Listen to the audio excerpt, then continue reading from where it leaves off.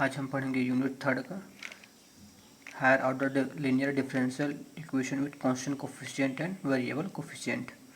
इस कंप्यूटर से पहले हम नोटेशन देख लेते हैं। इसमें क्या क्या होता है। डी अपॉन डी एक्स को हम कैपिटल डी मानते हैं। इसमें D square upon D X square is equal to capital D square and D cube upon D X cube is equal to capital D cube मानते हैं। इसको up to सोना से चलते जाएगा। अब इससे हम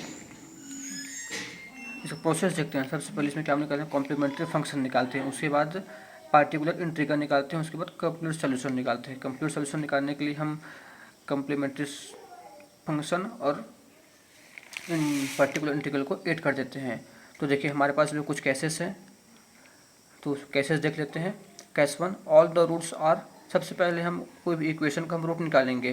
तो अगर रूट, तो देखते हैं case 1, all the root to be real and different. अगर हमारा कोई रियल रूट है और डिफरेंट है, जैसे कि D minus M one, D minus M two, D minus M N Y is equal to 0, तो उसके लिए सी एफ कैसे निकलेगा, सी एफ कैसे निकलेगा, C N E raise to the power M N x.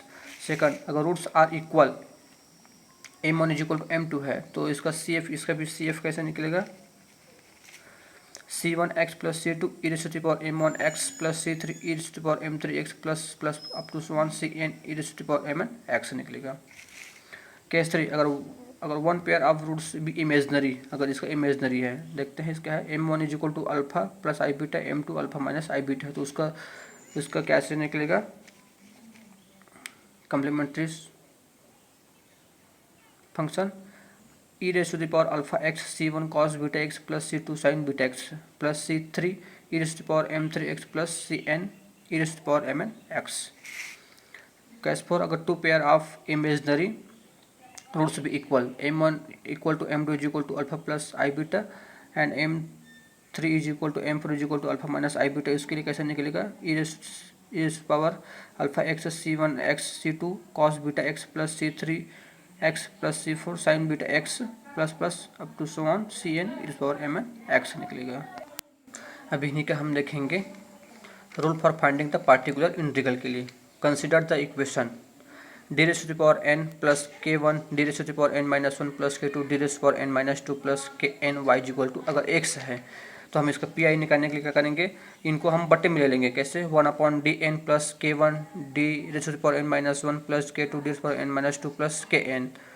तो केस 1 देखते हैं, अगर when x is equal to A raise to the power x है, अगर ये x A raise to the power x के फॉर्म में है, तो उसका कैसे निकलेगा, 1 upon F D E raise to the power x is equal to 1 upon F of A. इस d की जगह ए वाला a आ जाएगा, F of 1 upon F of A E raise to the power A X. If अगर F of A does not equal to 0, अगर F of ए का 0 के इक्वल हो जाता है, तो उस कंडीशन में क्या होता है, 1 upon F of D E raise to the power X is equal to X 1 upon F of F dash A E raise to the power A X हो जाएगा, ए एक्स हो जाएगा।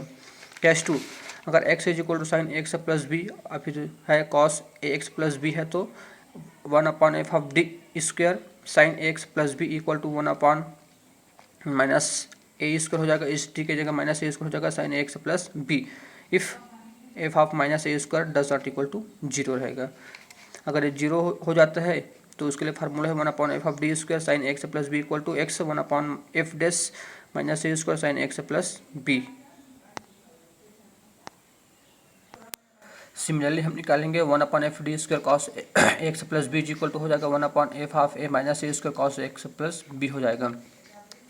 केस 3 देखते हैं, when x is equal to X raise power m के लिए P I इसका निकलेगा 1 upon F D X raise power m is equal to F of D inverse X raise power m।